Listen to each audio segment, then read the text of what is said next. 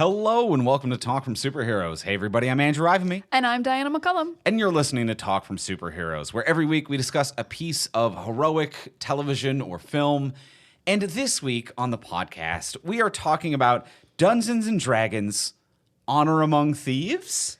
Is there a question mark? It's not officially part of the title, but it's on all the promotional materials. It's weird. Yeah, the official title is Dungeons & Dragons, but all the posters and promotional material says Dungeons & Dragons: Honor Among Thieves. Now, I do know there's a 2000s Dungeons & Dragons.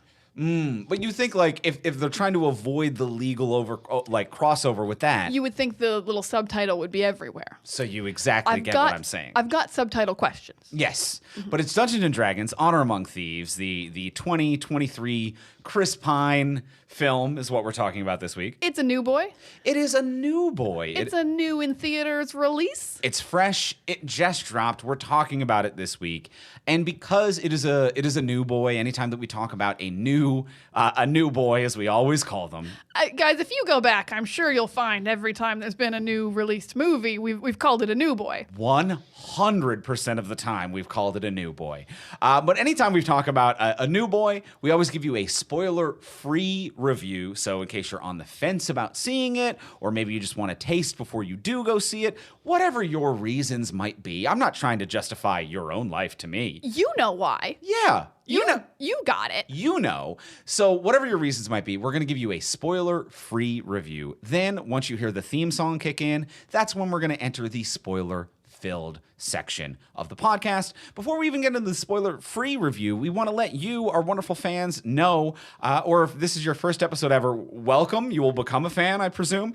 Hey, you're going to love this. You are going to love this. Sit back. We're going to have fun. You're going to like the way you listen. We guarantee it. That's the slogan that we've always used. And when you go back and listen, you'll find 100% of the time we've said that. Every time there's a new boy. Every time there's a new boy, we've always said that. But for our regular listeners, we want to let you know that we are making some changes as of April to our Patreon page. Some fun changes. I think fun change. Nothing but better. Nothing but better. Nothing but more options and more availabilities for those who are interested in our Patreon. Absolutely. So many of you know we have a Patreon, like many other content creators online. What Patreon is, it's a monthly subscription service. You can subscribe at whatever is in your budget, and you're going to get cool bonuses depending on it. A couple of the changes that we have going on as of April is that now at the $3 level, if you sign up for $3 a month, you will get this podcast ad-free. So no ads, you'll just get this podcast. Just the thoughts on the movies. Just the things we say. Just pure movie.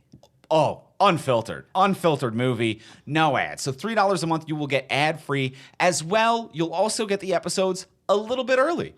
We can't say how early. Because sometimes we're covering New Boys. Sometimes New Boys come out, you can't see it till the weekend. But we always record it before the day it comes out. Yes. So that's a guarantee. So if you want it before the public, you can get it before the public. $3 level, you'll get it early before the public, and you will get it ad-free. As well, one thing that will remain consistent that we've had previously, at the $10 level, you will get a bonus episode of this podcast every single month.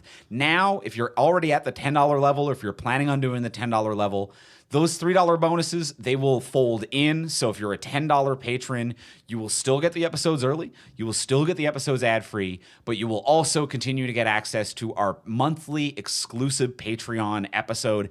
This month, within the next week, we'll be coming up with John Wick, the new chapter 4. John Wick 4. It's a little hard. It's not hard, but yeah, it's not April yet, so we couldn't do it yet, but we're going to watch John Wick 4. So that will be our April Patreon exclusive episode for $10 level patrons. So lots of different options on our Patreon page, which is at patreon.com/fromsuperheroes. That is patreon.com/fromsuperheroes. So once again, those changes are, you can now sign up at the $3 level. You will get it early, and you will get it ad-free. If you are already a $10 patron, you will continue to get our monthly exclusives. You will also get our regular episodes early and ad-free. And ditto, if you want to sign up at the $10 level, you will get the bonus episodes. You will get the regular ones early, and you will also get the regular ones ad-free. What a great day to be a $10 patron. If you're a $10 patron, you're just raking in some extra stuff. New hot shit just showed up if you're a $10 patron. You're welcome. You are welcome. You're genuinely welcome. Thank you for being a $10 patron. Genuinely, That's thank you. Wonderful. So check it out. If you're a regular listener of this podcast, it's a great way to get ad-free and to get bonus content and all that stuff. Patreon.com/FromSuperheroes. That's Patreon.com/FromSuperheroes. And now let's get into the spoiler-free review for Dungeons & Dragons. We'll start with the simple question. Diana, did you like it? I did like it. I'm going to give this a review. I think I've only given one other movie. I'm going to say Dungeons & Dragons Honor Among Thieves is a very pleasant film. It is. Do you remember the other movie that also got the pleasant film? Ghostbusters Afterlife. Whoa, good memory. I do recall. I know my spoiler-free reviews on my new boys. So it's a very pleasant film. It's never bad. It's never great. There's never a big laugh, but there's also no parts where I'm like, I'm so bored. There's no over-the-top wonderful performance. There's no really terrible performance. It really is just 2 hours and 10 minutes of like, this is fine. Yeah, this is just fine. I'm having a nice time.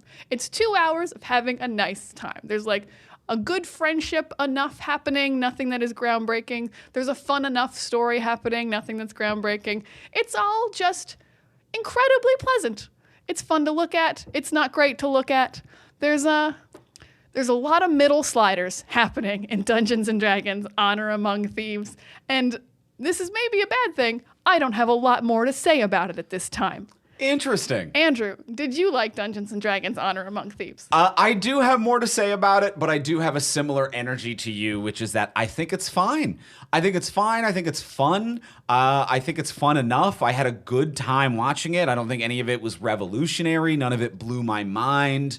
None of it was like... There were some good jokes, but none of it was so laugh out loud huge. I can't wait to like recreate or like retell these jokes or take it in my day-to-day life. I think it was good. I'm going to put it above what we will often give like fine things on this podcast, which is a lot of the times we'll talk about fine things as a laundry movie. We will talk about them as we genuinely do. Genuinely do. To be like, it's good to have on while you're folding laundry or doing whatever household chore you might be doing. I'm going to give it a fine, but above a laundry movie. Like if you and your friends are like, man, what are we going to, we actually all want to get together. What are we going to do this afternoon? This is a fine movie to go see in theaters. It's somehow a theatrical laundry movie where like, it's if you could do your laundry at the theater. If you could, this is the perfect movie to do it. It is fine, but it's also kind of worth seeing in a theater. Like, I had a good time seeing it in a theater. If I was looking for a way to kill an afternoon with some friends, I would have a good time watching this with friends in a theater. I'm not going to tell anyone that they need to rush out, but I'm not going to tell anyone to wait for home release either. I think it's fine to go see it in theaters, but it really just kind of like, it made me smile the whole time. But didn't make me overjoyous the whole time. I completely agree. And I kind of get what you're saying. Yeah, as much as it is a pleasant movie, I think it would be a little less on home viewing. I agree with that. So if you do want to see it, go see it in theaters. Yeah. Where it's a little bit bigger, a little bit more bombastic. Yeah. Yeah. Yeah, it's fine. It's playful. It doesn't fail in any big way. Much like the characters themselves. Yeah, yeah. Wow, what a great... You know what? If you've seen the movie, guys, you know what I meant by that. Doesn't fail in any big way. And can it be spoiled? Not really. I mean, like, it's not based on anything, so you're kind of going in blind. Like, it's based on something without being based on anything. Yeah, it's based on a mechanic of storytelling, not on any actual particular story, as far as I'm aware. So yeah, I don't really think it could be spoiled. I also don't think so. Even the adventure that these... It's weird to talk about something that is based on a pre-existing property, but is also original IP. Like, these are original characters. Like, does D&D even own them? Yeah, like, this is a licensed thing that is also completely original at the same time. But as far as original characters going on an adventure, I don't think there's too much to be spoiled here. You know, there are double crosses. There are storytelling devices where it's like, oh, you think this will happen, but then that happened. And it turns out this character grew. So I there's think some Deus Ex Machinas, but that's just regular filmmaking. If you've seen a movie before, I don't think that there's anything during the formula of this that's really going to make you go, whoa. I would love to hear the person who's this is their first movie. Ever. That's just movie. Wild. So that would be that. If that's you, please reach out. I mean, it might be a great first movie. Just a middle sliders, kind of fun. You kind of do want. I've actually. You don't want to start too high. You're not going to watch Citizen Kane first. I've legitimately had this thought before. Of like time traveler, someone who was Captain America frozen, you know, like what's the movie you sit them down? And is it the pivot? No. You want just kind of a real soft middle slider, ease them into movies. You want to ease someone into movies. Yeah.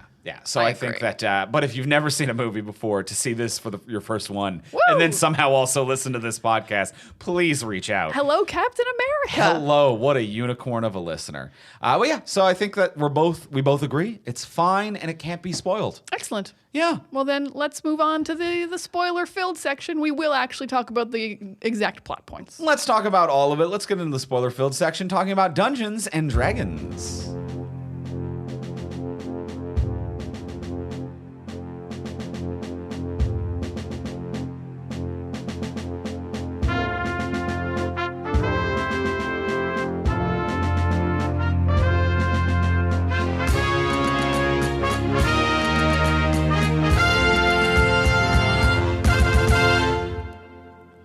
All right, we have seen Dungeons and Dragons. We both agree it was fine. It was fine. I think my thoughts are a little bit above fine. Because I think when I say fine, I'm like, fine. When I say things are fine, I'm like, it's fine. Yeah, it's not fine with attitude. Yeah, it's like not when fine someone's with like, a shrug. Yeah. It's not like you're having an argument in your relationship and your partner's like, I'm fine.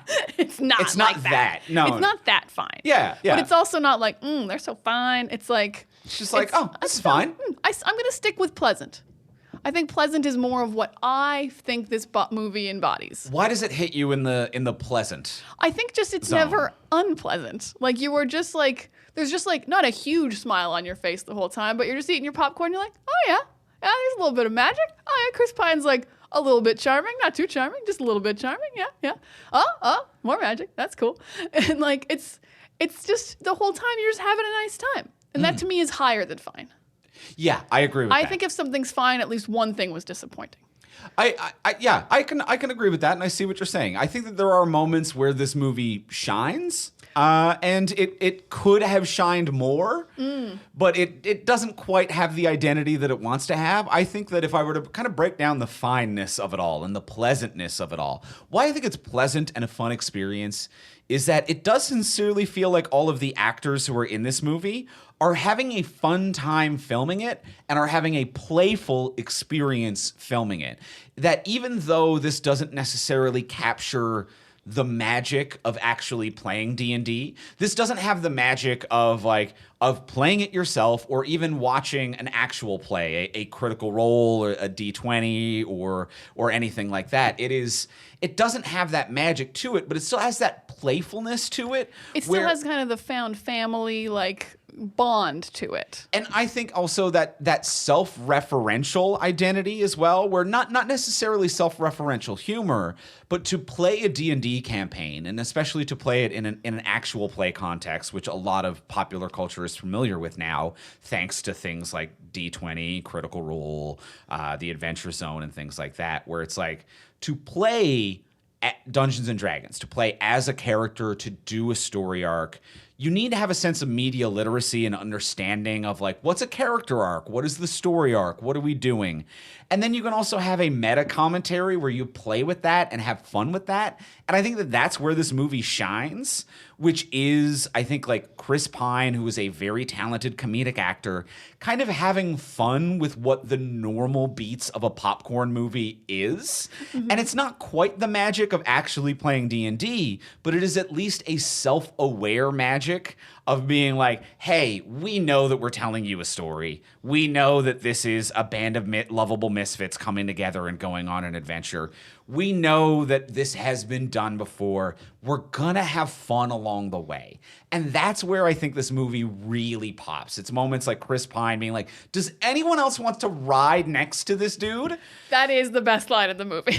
And just easily. And moments like that where I'm like, that feels like something that would actually come up in a game of D&D, of just you're trapped in an exhaustive conversation that is meant to further the plot. So there are moments like that where it feels self-aware, self-referential, and I feel like that comedy and charm of people playing in the space is where this has the best time. Okay, I can kind of agree. I agree that the actors, for the most part, do seem like they're having fun. I think when you get the really veteran actors like Chris Pine, Hugh Grant, Michelle Rodriguez, they definitely just signed on to do a fun action movie that, like, it won't be up for Oscars. I don't have to worry about Marvel continuities and not saying things in interviews and signing NDAs. Like, you can just do a fun action movie, which kind of doesn't happen too much anymore. I get to do an old school popcorn movie that I do press for, and then I kind of forget about. And I just, like, I had the check and I had fun filming, and that's the end of it. Because, like, I feel like, you know, Chris Pine did all these Wonder Womans, probably couldn't talk about them. Like, how does my character die? How does he come back?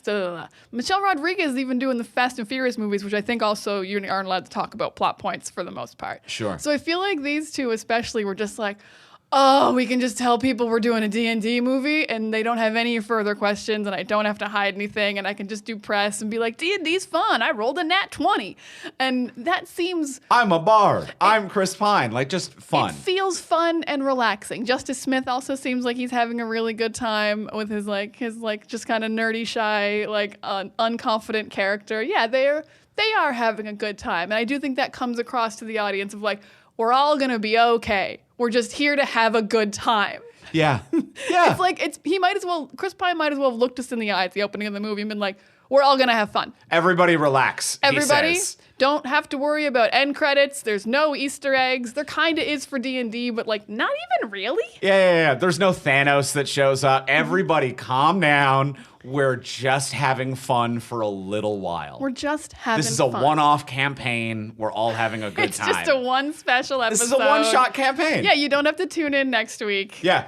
Set it and forget it. We're not. Yeah, I might come back in another movie as a different character. Let's play. That'd be so That would be great. Oh my God! If they made more D&Ds and they all played different characters each time. What better way to do an American Horror Story type of anthology where actors can return playing new characters? I think that would be a brilliant way to do this. But that's just me now pitching the studio for how you do a series of Dungeons and Dragons movies, which is getting actors who are passionate about Dungeons and Dragons to do a series of one-off campaigns.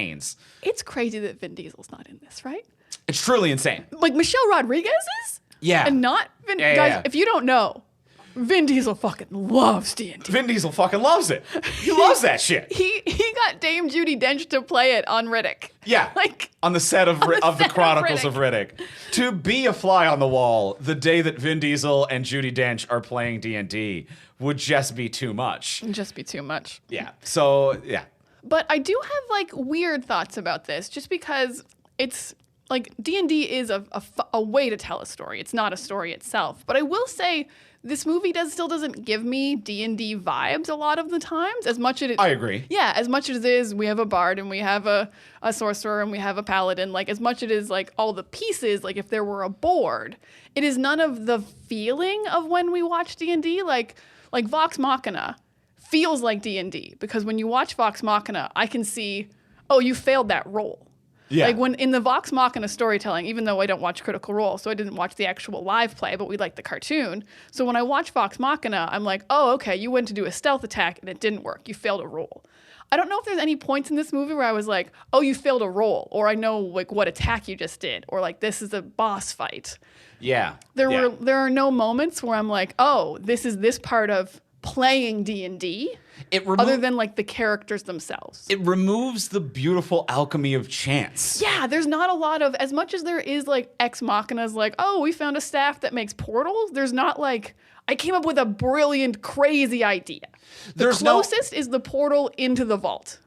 That, I think, is a fun idea. That felt like a real, like, hey, Dungeon Master, will you let us try this? Right. That felt like an actual Let's do some shenanigans. Shenanigans, yes. The portal into the vault felt like actual, genuine shenanigans and was quite brilliant and maybe my favorite part of the film. Yeah, I 100% agree with that. Because even though, for our listeners, Diane and I, we're not D&D players, but we do consume actual play So we watch D20 regularly, Vox Machina / Critical Role. I'm a big fan of the Adventure Zone. So it's a medium that I am familiar with. I will say, like, when you bring up that, like, it is a medium and a format and not necessarily a story. I've mentioned this to you, but the webcomic Penny Arcade, which I'm a big fan of, had a great description of this movie where it was like, you can't have a Dungeons and Dragons movie because Dungeons and Dragons is a method of telling a story and not a story. It's like asking someone what's for dinner and they answer kitchen. That's not actually what's for dinner. That's a means of making dinner. So I feel like that it is a little bit that, and you can kind of feel that it doesn't have that magic and charm of actual play. But there are moments where it gets playfully close. There are moments that it is, but it just feels like this movie needed to be written.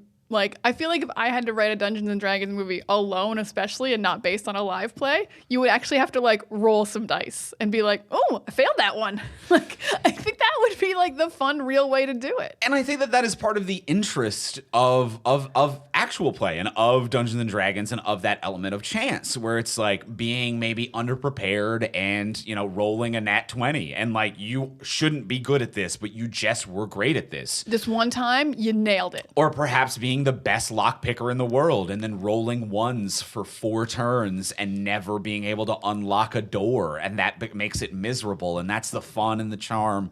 So it doesn't have that. It follows very blockbuster formula filmmaking. And I feel like that is where this movie kind of fails, is that when I like this movie, it is scenes with the ensemble, kind of bickering, having fun, being playful. It is a comedy. It is something that exists in an awareness of itself. And then it has these moments where it's like, and now let's cut to the forest elves. Oh, whoa, the forest elves. And then they have this big wide shot where they're like, look at the Lord of the Rings majesty. And I'm like, I don't care. No, this doesn't work. Like, anytime that it tried to be like, check out our vibes, I'm like, your vibes are bad. They're bad vibes. None of the vibes of, like, check out the dragon's lair, check out the elf world, check out this kingdom. I'm like, your vibes suck. Your dialogue is fun. And your vibes all blow. Yeah, dialogue fun, actors having fun. Every location, even though a lot of them looked very different, felt exactly the same. Yeah. Like, no location was like, I don't know, we hate humans and Chris Pine has to hide, or like there feels like there's prejudice or hatred or anger or violence, like or particularly more love than usual. Like, every single place had the exact same, like, neutral. It felt like AI art. Ooh! Yes! If you just plugged into an AI art, you were like, Chris Pine in an elf city. And whatever image came up, that's that scene of the movie. Chris Pine in a dragon's lair. That's the scene of the movie. And it's well executed, and the visual effects look good, and they've polished it, and it's tight, but it has no character, and it has no grit or personality. It is just kind of well executed vanilla flavor. Yeah, which is weird because it's not like the CG looked bad or like that there wasn't anything happening. Like, when they're in that, like, underworld right before the dragon attacks, it's like there's lava everywhere and there's chains coming out of the ceiling, like giant chains and bodies, but I'm still like, no vibes. No like, vibes. I don't get a feel for this place somehow. Yeah. And it doesn't feel like it's like a problem with, like, they were on a green screen and it wasn't there. And I can't understand why I don't feel like they were there when all this work clearly went into it, unless an AI did make it. I don't know. Yeah, it really does just feels bland. It feels bland. It feels like a lot of the comedy and the genre understanding went into the dialogue, which I do like. I like all of these character relationships. I think this ensemble works.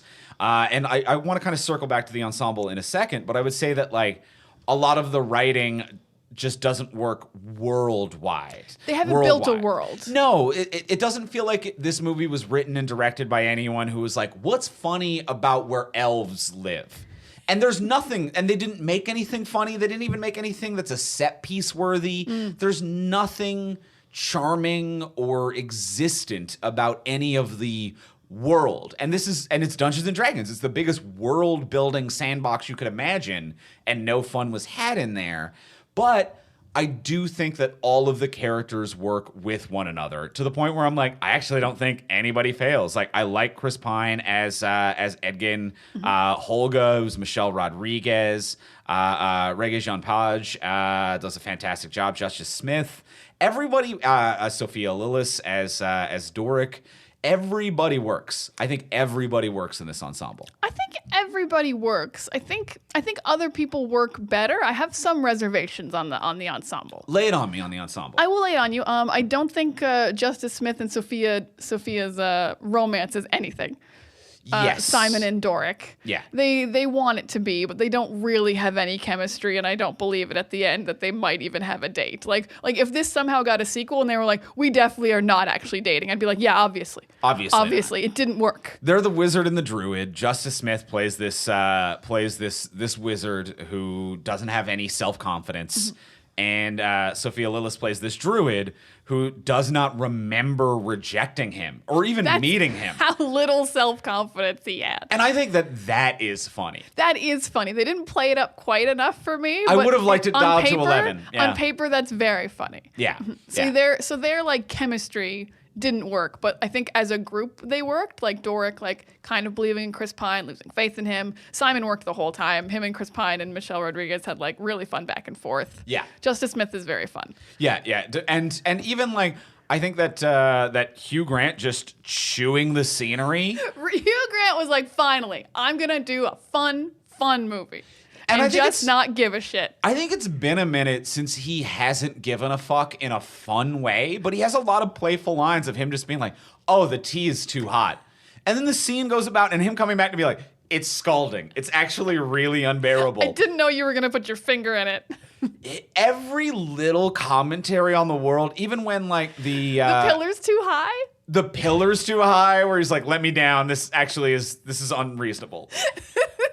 When the evil wizard gets to leave her chair and it squeaks in a weird way, and he's like, "We've got to get new chairs."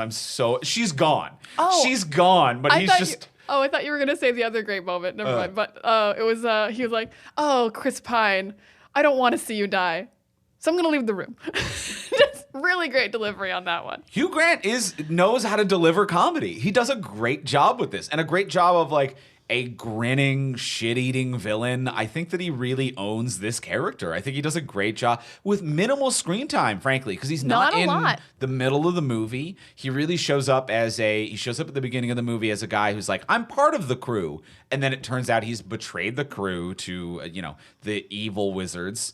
And then he's now the antagonist of the movie, but he isn't in most of it.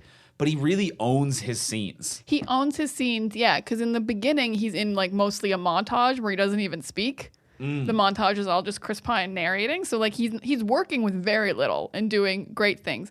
Weird choice that he is just a con man named Forge.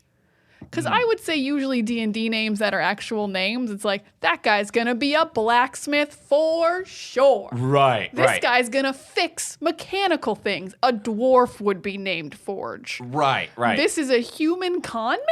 Yeah. It's like if my D&D character was named Lightning Fingers and I had no magical capabilities at all. It does throw villains off. It would throw you off the trail. I would be like, he's going to shoot some lightning. Here comes Lightning Fingers, and it's just me with a sword. I am just a regular human warrior. So yeah. You know what? I'm liking it now. You know what? Maybe now we're it's coming more around off-putting. I do enjoy that. You, sir. No. Me? Yes. All right. I think my biggest problem, and I don't know how to really grasp how I'm going to say this, but my biggest problem, I think, is Regé-Jean Page. Okay, because he's only in the middle half of the movie. It is weird that he leaves. For those of you who didn't see it, it's like the band of misfits. They come together. They're trying to take down Hugh Grant. They're trying to rob Hugh Grant and kind of take down his evil empire. And Regé-Jean Page is this random dude in the middle of the movie who's going around doing kind acts. Yeah, he's a paladin. He is kind of immortal. He's got a few powers, and everyone's like, oh, this guy is actually great. Everyone's heard of him. He's a hero. We all love him, and he helps them out. Then he just kind of leaves. But my biggest problem, I think, is He's so handsome, and I know he can be really, really charming. I've seen his Bridgerton scenes. Oh my God. And it just doesn't feel like it's here. It feels like that he should be Chris Pine's character. But they were like, we can't have two of what Chris Pine's playing. So you have to be like a weird, handsome Vulcan who's we're going to say is really charming, but isn't actually very charming to me. But I can feel that you want to do more with this role, and they're making you kind of hold back and stand really straight and not be like so sexy charming as I know you can be. And it just didn't click, and it only bothered me so much because I'm like, I feel like this could be incredible.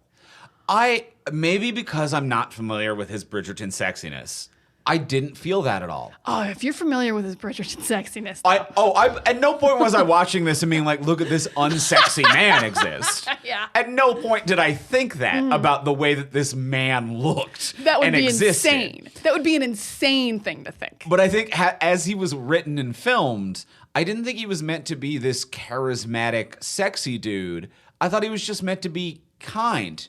Just a man who helps and is just a nice idiot and kind of leaves. I just didn't. And then no one was like, oh my God, the man who saved our town, let's write a song about him. It was just like, what was up with that dude? I do not know, but I'm glad he was here.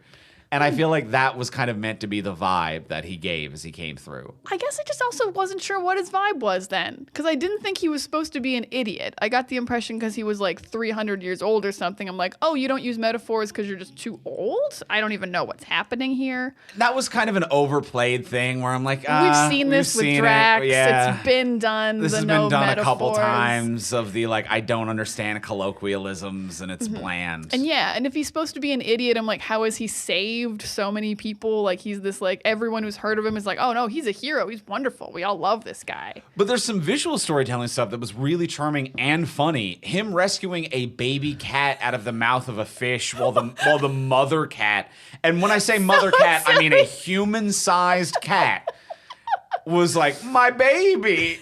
My baby. And then he went to this giant fish and took a small 8-year-old child-sized cat out of a fish and gave it. And that is the way they did that dead serious is so funny and charming. It was very funny. That was a great sequence. And also a cat that was eaten by a fish is in itself very funny. That's kind of the thing. On paper, just a great joke. A fish not being able to get its revenge on the cats for all the fish they've eaten. Yeah. Terrible. But yeah, that's not his performance. That is just writing. Yeah. So yeah, performance-wise, I felt like what they wanted was Star-Lord and Thor. Oh, yeah. I felt like that's what they were going for, of like one guy really like just really full of himself, but very, very funny and very charming, and the other guy threatened. And Chris Pine played the threatened part. Great. Yeah. But I just didn't feel like they actually kind of knew who the paladin guy was. And it threw me off. And when he left, I was like, story-wise, you would stay. But I don't mind that you're leaving at the same time. Yeah, it's weird. It's weird. And also it just doesn't work necessarily in a D&D story where I'm like, where were you in the campaign? Are you an NPC? Well, have you tried to schedule a D&D campaign? One person breezes through with a pre-built character that is leveled up from previous campaigns. Yeah, and then he's on vacation the last 2 weeks of the campaign. So maybe that's it. I got to peace out before we go to the big bad battle. You know what? Maybe that's exactly the situation. That actually might be the most realistic. That might be a very realistic D&D series when it comes to now that I've thought about it. Yeah, I think that might be the most D&D thing that happens in this movie. It potentially kind of works, but I do think that everybody is having fun with their character, even the people who aren't. Like I think Michelle Rodriguez as Holga is doing it completely straight, and I don't know if she understands the comedy of what's going on. Oh, I think she does. You think she does? I think she also signed on to be like, I'm going to do some stunts. I want to kind of do some fun stuff, and there are a few stunt person switches that you can see in this movie, but for the most part, I'm like, you actually do quite a few things yourself. You seem to be doing a pretty good job with it. This movie's action is actually it's pretty good. I liked her fights a lot. Like a little bit of the magic stuff is a little messy, but I thought her fights for the most part were choreographed really well. Some really fun comedy, like the very first fight scene when Chris Pine just can't get his ropes off for like 5 minutes and she destroys like 20 dudes. So funny, but also the choreography was just dope. Absolutely. She leaps at this one guy and twists him around. It's super cool. She's just hitting guys with bricks. Rips a dude's helmet off and puts it on while doing a cartwheel type of a flip thing, like a Hurricane Rana type of thing. Really cool stuff. And I do think some of the action in this exists in this very, not necessarily disrespected, but unappreciated, I think maybe is the word that I'm looking for, in between that exists right now, where it's not over-edited like bad action, but it doesn't sit so long that it draws attention to itself. Like, it is not, even though we haven't seen Chapter 4 yet, we will be covering it on the Patreon exclusive, patreon.com/FromSuperheroes, but John Wick, it's not in that John Wick era of everyone's a stunt person, we're sitting in a wide, this is the craziest choreography you could imagine, and it goes on so long. It's not in that realm, and it's not in that cheap action movie with like 9 edits in a single punch. It looks terrible type of thing.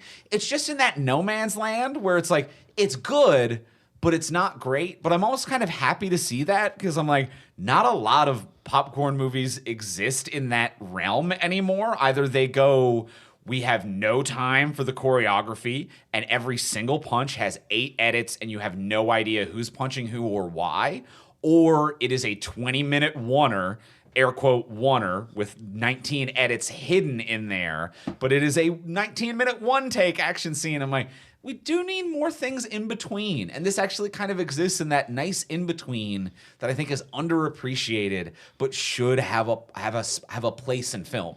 Yeah, it is completely pleasant. It is a very fun fight scene to watch. You're never like, what's happening? But you're also never like, oh my God, holy shit. But you're like, I think they choreographed this well and safe. I think everyone had a good time filming it. Yeah. And that makes me feel nice when I watch it. Everyone does feel like they were safe on set. Sometimes it doesn't feel safe. Yeah. And this movie, despite like all the prosthetics and all the monsters and all the CG and all like the practical fights, I'm like, this feels safe. Yeah.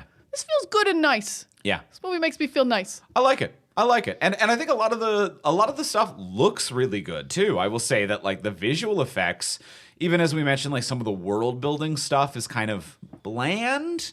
I would say that there are a few little character pieces that look really good. The parole board. So the movie starts with Michelle Rodriguez and Chris Pine trying to get parole.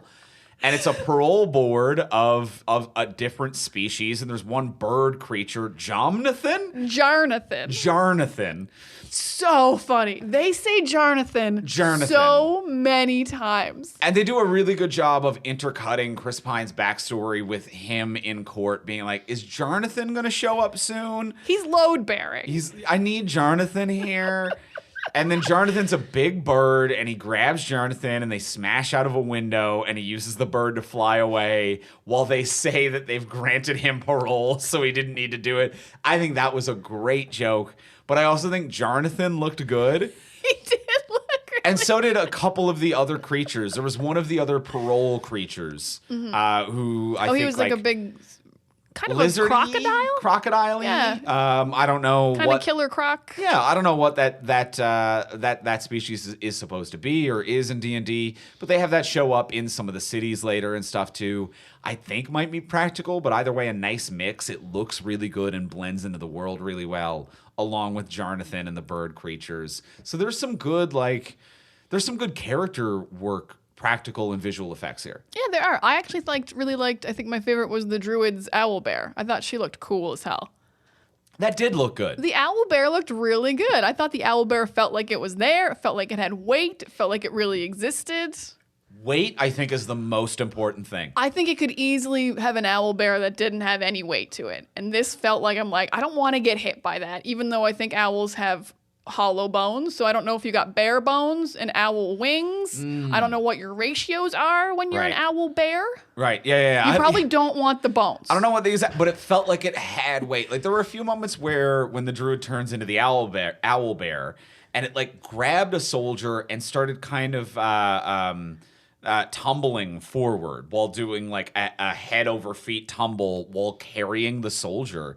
And it actually felt like there was this speed ramping of like when the soldier's in front, the rolling forward slowed down. And once the owl bear crossed the nexus of its own neck, its weight propelled it forward and made it faster. So it was just these little details in the visual effects that really made it feel like this visual effects monster had weight and urgency, and like it was grounded in this world. Yeah, really great work on the physics of what it would be. Especially because if it's an owl, you could just be like, whatever, it's light, it can maybe fly. Although I don't think it could. Could it? I can't remember what the owlbear could do. Yeah. It was a monster to fight. It was a monster to fight, but it felt like it was actually there, and it felt like it was actually attacking those soldiers as well. Yeah. Looked really good. I will talk about my one. Oh, actually, I want to talk about like my favorite part of the movie. Actually, I think there was a really nice like theme near the end of this, and I wanted to bring it up earlier because we talked about. It's weird that in this movie I was like, it doesn't feel like anyone rolled any fail dice like at any point. It is kind of just like things happen and it never gets too bad. It's always just kind of like we're never really on pitch bottom. But Chris Pine has this wonderful speech about how we keep failing and we have to keep failing because as long as we keep failing, we're not failures. Once you decide to stop failing is when you become a failure. Once you accept your failure, that's when you're a failure. Yeah, it was kind of this like not inspiring but also really inspiring speech that I think really was kind of like the crux of his character, because I think Chris Pine is maybe too handsome and charming to play as much of a loser as I think this character was supposed to be. Ooh, that's a good point. Because I think this character is supposed to be kind of a loser, but you look and meet Chris Pine and you're like, he's the best man ever. He's clearly the greatest dad and anyone would follow him. But this is the first time in the movie when he does this speech where I'm like, oh, you kind of are just like a loser. Yeah. You just suck at life. And I actually thought but you won't accept it. I thought you were crushing it because you're Chris Pine. Right. So I didn't really get lost in the character. But yeah, this speech about how we have to keep failing, oddly inspiring, actually. I really fell for it. Yeah. I like that. He got me. Now, I would say where his character arc really got me, like the nice moment for me, I love that moment was for you. I kind of like the speech that he gives to what he thinks is his daughter at the end. I hope he redid that speech for her. I hope so. Later. He probably paraphrased it, but like the whole point of this, the whole part of his journey, and it's weird how quickly this movie fridges a person. It's been a minute since I've seen a full-on fridge of his wife just dying from motivation within the flashback of the top. But they have that, so it's like hey, I'm a single dad, I'm stealing, and my daughter's coming with me, and I found the whole plot of the movie is I found a resurrection spell. And if I can resurrect your mom, and I'm going to go do that, and then everything goes sideways from there. Everything gets pear-shaped.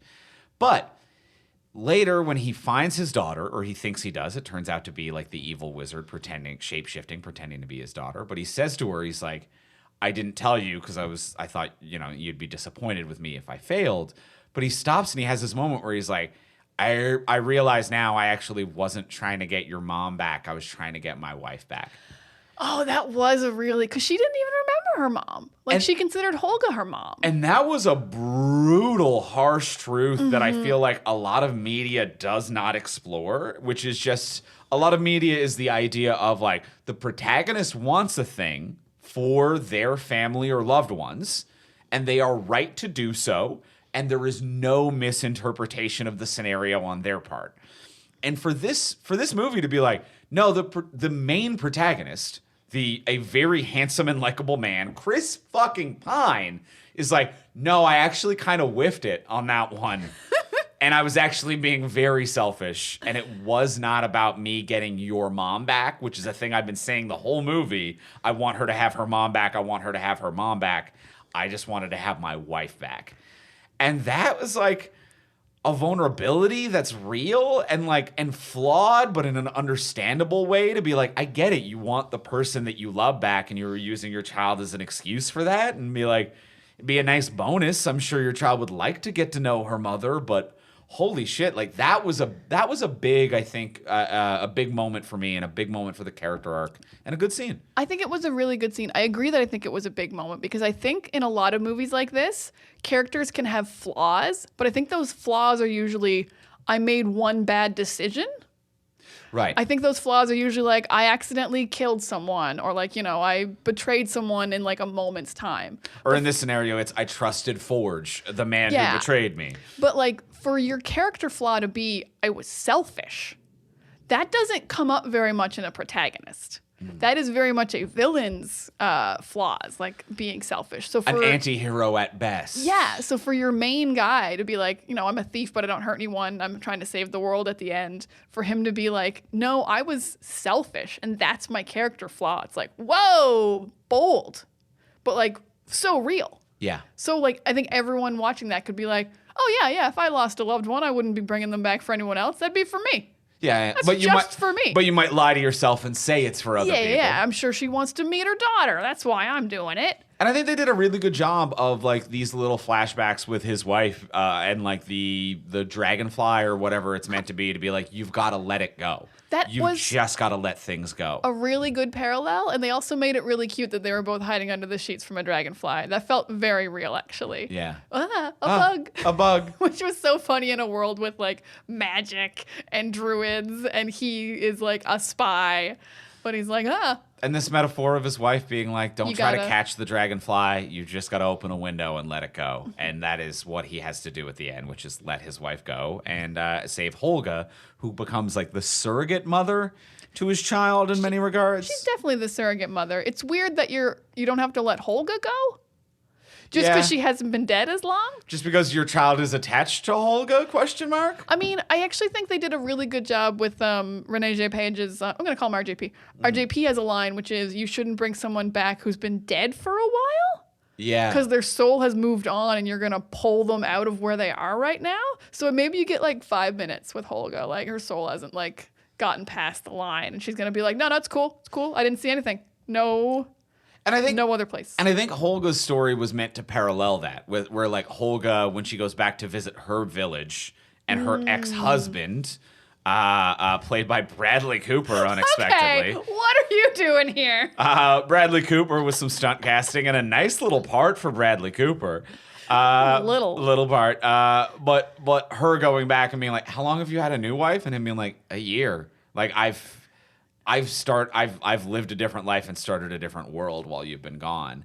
I felt like that was kind of a nice parallel for like what Chris Pine's like wife might have experienced in an afterlife, to be like, it's been 2 married. years. She has a different life now, and trying to take her back from that is actually the selfish play. Yeah. Oh, I love that. Yeah. So I think that was the parallel there, even though as much as the Bradley Cooper thing, it was fun. It was a fun little playful role for Bradley Cooper. Love seeing Bradley Cooper in some stunt casting, some classic like Wet Hot American Summer type of Bradley Cooper vibes. I love it. Dude loves to just show up for a quick hit.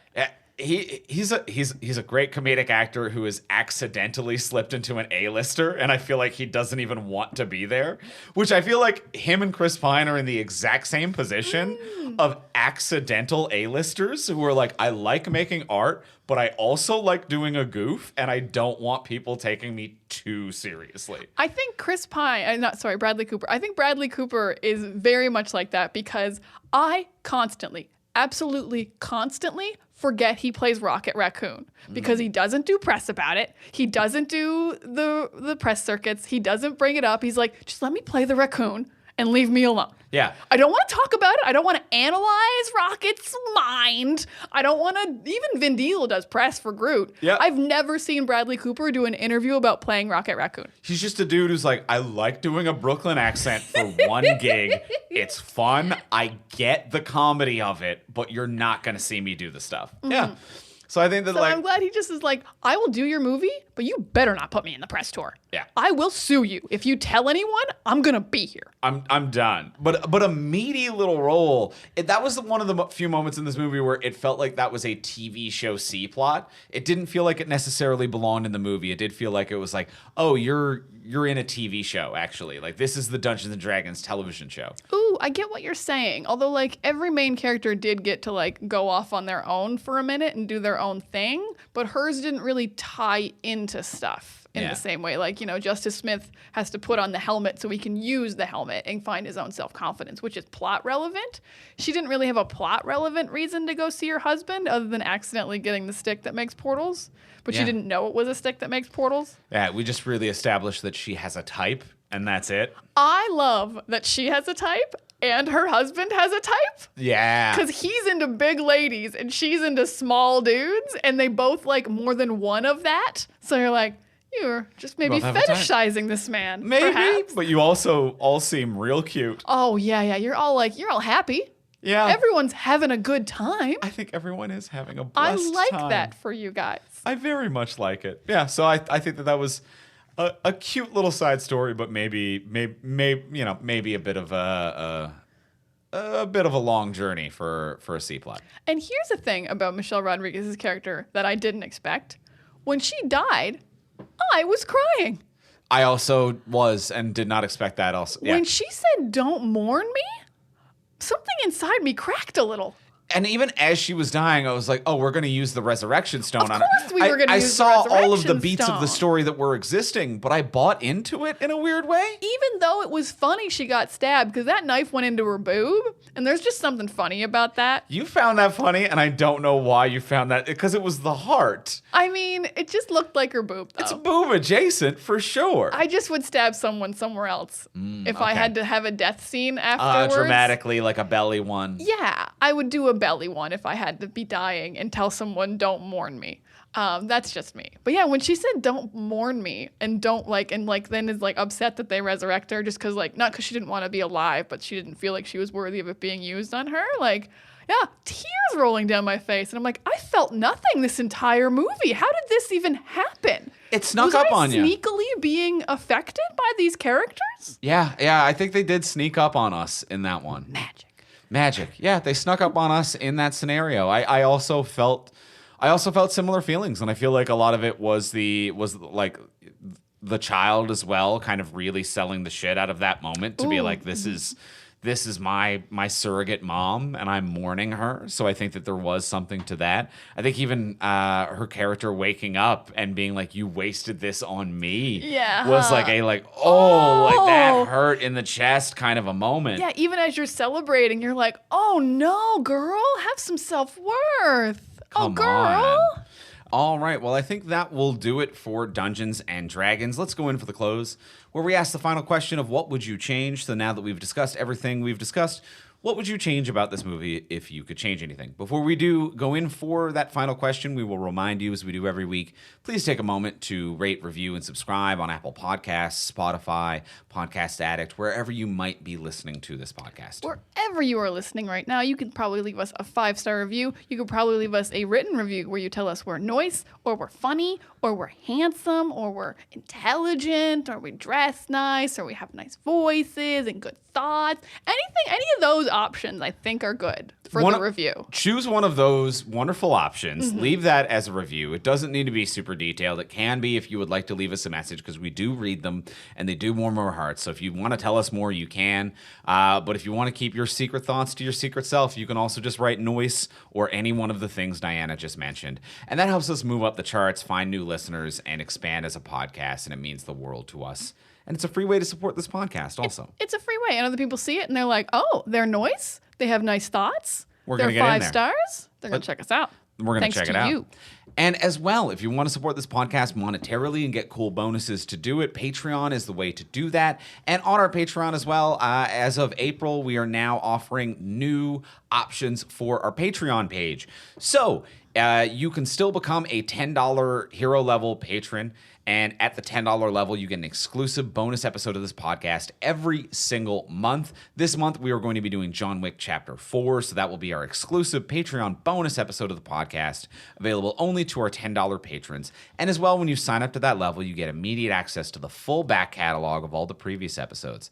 But as of April, we are also offering a new bonus level of $3 a month, where you will get an ad-free version of the public podcast. So if you just want to hear the weekly episode, episode, but you want it ad-free, you will get that at the $3 donation level. And then as well, you can also get it a little bit early. So you will get it earlier than the public. So you will get it earlier and you will get it ad-free at the $3 level.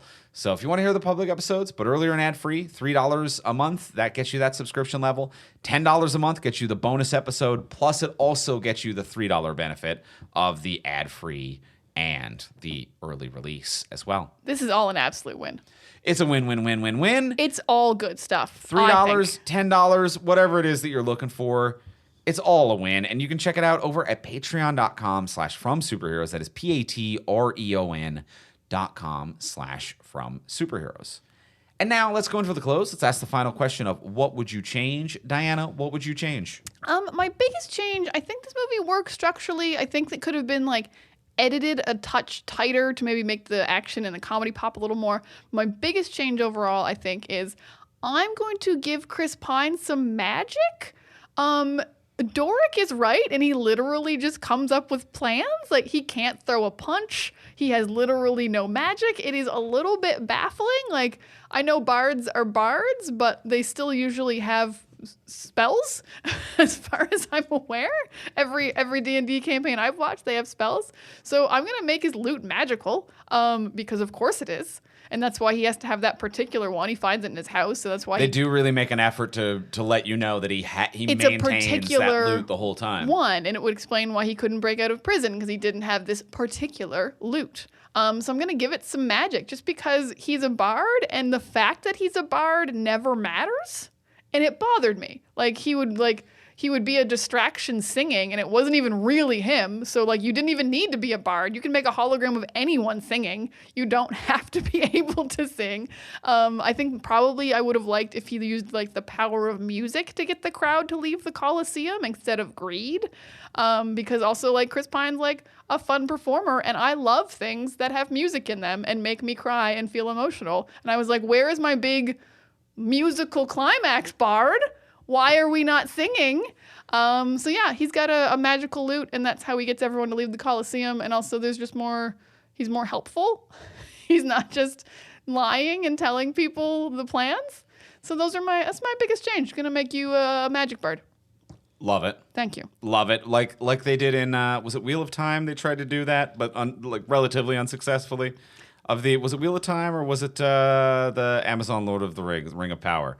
Where it was like someone's, there's like I'm walking around singing, and people were singing their song to them. Oh, that was Witcher Blood Origin. Witcher Blood Origin. That was Witcher Blood Origin. Now I do recall what you're talking about. Yeah. They weren't quite successful, but it was an attempt at what you're trying to describe here. Witcher, at least, like, you know, Jaskier songs are always like motivating people and changing the world, even though they're not technically magical. They at least really exist, and like, toss a coin to your Witcher lives in your soul after you hear it. So. Yeah. Well, that bridges nicely into my what would you change. I can agree with yours that we could get a little bit of magic involved in the bard. And my big change is that you need to have a banger song in this. Yes! You've seen The Witcher. How fucking dare you to be like, we have the wildly charismatic Chris Pine playing a wildly charismatic bard, and we don't have a single banger for you? What? And they sing a song multiple times in this movie, him and Michelle Rodriguez's character, and they sing it a couple of times. I couldn't hum a bar or tell you a word from it. It's nothing. So while legally there is a song that exists, it's not a banger, it's not fun, it's not memorable. You need to give a toss a coin to your Witcher level or a consistent rock out, like a Vox Machina Scanlan fucking rocks every minute of Vox Machina. And it's like, you need to give absolute bangers or one certified club hit to this fucking character. Because you can go the Scanlan direction of everything rocks all the time and it never stops rocking. And there's just too much, so none of it ever really... Yeah, but you're always having a blast in that Vox Machina Scanlan level. Or you can go for the #1 platinum hit, toss a coin to your Witcher, Jaskier direction. But either way, you need to figure out a good fucking song for your lead bard of the lead Dungeons and Dragons movie. So that's my number one change. You need to figure out a goddamn hit to give that bard. I would love to have left this movie in kind of the way we left Venom when we were singing Venom. Yeah. How is there no tie-in song for a movie that stars a bard? Truly insane. Venom. Dungeons Dragons. Something. Something. Come on. Something. I don't even like, and just go hard at it. Absolutely. Give us literally anything. Like, it's not even like they did a song and it sucked. Like, I can't, like, they didn't even like have like a full like the songs playing over other stuff at any point. It really is just they leave a bar and they're like, let's sing this like ditty. Let's sing like 1 to 2 sentences of a like the way that two people would kind of drunkenly kind of recall a song they a little bit know. Yeah, but no, like, this guy's a bard. And Chris Pine can sing. He was in Into the Woods. Like, he's done musicals. He's a singer. And get someone who can lean hard into it. You know what I mean? Like, and you can do like, you can even remove yourself from like the period piece of it. Make it a full-on modern hit. I don't care. Oh, yeah. Just make it a hit. Make it a Wild Wild West tie-in that doesn't fit the vibes in any way. But go hard. Yeah. Or hit the vibe super hard. Have a God of War soundtrack where you do a live performance where there's a dude playing a fucking hurdy-gurdy. I don't give it. Just go hard. So that's my big change. Go hard and make a hit song for this bard. I love this. And I love music. So I'm like, yes. Yes, put you guys to shame, Dungeons and Dragons. And I don't even like love music and musicals the way you do, but I'm like, you can't fuck up this hard. You can't be a bard and not be a bard. You can't just not have a bard be a bard like that. He uses that lute to hit people more than he does to play music. And it seems like an indestructible lute. It'd be so broken. Oh, it should be shattered. Yeah. It better be like a magical lute in the way that it just won't break at least. Yeah, at the very minimum. At the very minimum. Well, that is going to be it for this week for us talking about Dungeons & Dragons. Thank you very much for listening. Next week, we're going to be back on the podcast, and we're going to be talking about the Super Mario Brothers movie. I actually had to look at your phone because I'm like, what is this one called? The Super Mario Bros. Period movie. Okay. Not brothers. Bros. I do think that is legally how it works. But yeah, because I think the first one is just Mario Brothers, the live action John Leguizamo. I believe it's I think it might be called Super Mario Brothers. No, Either there's a way. the in this one. There's definitely no the. This is the Super Mario Brothers movie. So it was Super Mario Bros. Was Okay, the first no one. the. So this is the Super Mario Bros. Movie. They went with Suicide Squad, the Suicide Squad framing. Classic title sequences. But that's what we're going to be doing next week on the podcast. One thing I want to let y'all know about is if you have any money to give to charity, one thing that I'm going to be doing this year is in August, I'm going to be doing a 6-day bike ride from Toronto to Montreal. It's called the Friends for Life bike ride, and it is 610 kilometers or 379 miles. It's a 6-day bicycle ride from Toronto to Montreal, and all of the money is going into support people living with HIV and AIDS who need food, wellness care, peer support, or just to be in a place that's welcoming and safe for them. So it's a fundraising bicycle ride that I am doing from Toronto to Montreal. I've never bicycled this far. It is a weird, long, insane bicycle ride that I am doing for charity. So please support it if you can. If you have anything to give, please head over to bike.andrewivimey.com. That's bike.andrewivimey.com, and that will direct you to the website where you can donate whatever is in your budget, and it's going to go towards the charity ride that I am doing in August, 6 days, Toronto to Montreal, 610 kilometers, 379 miles. It's a very long ride. It's so cool, and it's such a good cause. I love that you've got the miles and the kilometers. It's so open to everyone to donate. I'm trying to make sure everybody knows how far you've come. You will be going. It will be a considerable distance is what I will be doing. Very proud of you. You're going to do an incredible job. Thank you. I appreciate you. Please give what you can. Every little bit counts at bike.andrewivimey.com. www.wordsofdiana.com. And in the meantime, if you want to get a hold of us, you can find me on Instagram at Ivimey, Ivimey. You can find me at Words of Diana. And you can find both of us at From Superheroes, and we'll talk to y'all next week. Bye.